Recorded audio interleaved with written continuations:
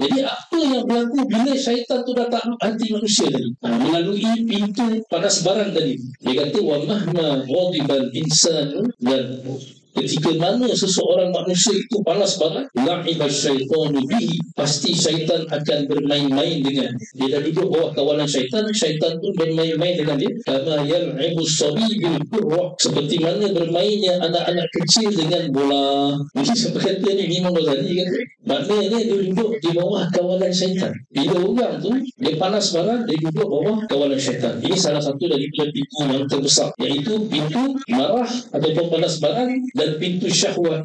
Syahwat ni makna keinginan kepada perkara-perkara yang menyelerakan nafsu dia. Apabila buat keinginan tadi itu, dia akan lenyap juga. Akal pun akan lenyap juga. Dia sama macam baran. Bila orang tu syahwat dia tengah naik, akal dia hilang. Bila akal dia hilang, syaitan kontrol. Bila syaitan kontrol, akal dah tak mainkan peranan kat situ, dia rosak. Sebab akal ni adalah tentera dia. Tentera yang menolong kita untuk membawa kita kepada syurga Allah Ta'ala. Dan yang kedua, pintunya yang besar, pintu syaitan, pintu masuk syaitan yang besar ialah al-hasad wal hirsu, iaitu penyakit hasad dengki. Penyakit hasad dengki ni ialah apabila kita menginginkan orang lain hilang nikmat. Kita tak nak nikmat tu pun, tapi kita nak dia hilang nikmat saja. Itu namanya dengki. Dengki ni maknanya kita nak orang lain hilang nikmat. Wal hirsu, dan bersangatan loba. Bersangatan loba ni, al-hirsu ni makna loba.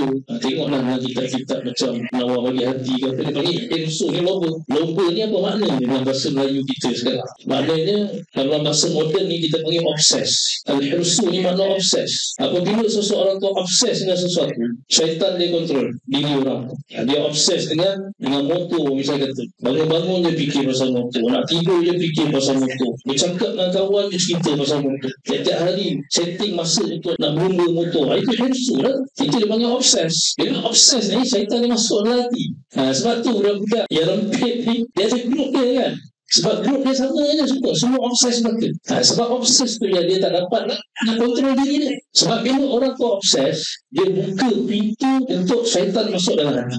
Sebab itu khairul umur awsatuha, sebaik-baik perkara ialah pertengahan. Bila benda-benda berkaitan dengan duniawi, jangan kita terlampau obses sekadar untuk keperluan kehidupan kita. Bila kita obses dengan apa jua perkara-perkara duniawi, maka Nabi kata, qala sallallahu alaihi wasallam, hubbuka li syai'i hubbuka li syai' yu'mi wa yusim. Cinta engkau terhadap sesuatu perkara akan membutakan mata dan memekakkan telinga. Makna bila kita kata al-hirsu kat sini, yang obses ni, dia dah cinta sangatlah pada sesuatu perkara duniawi.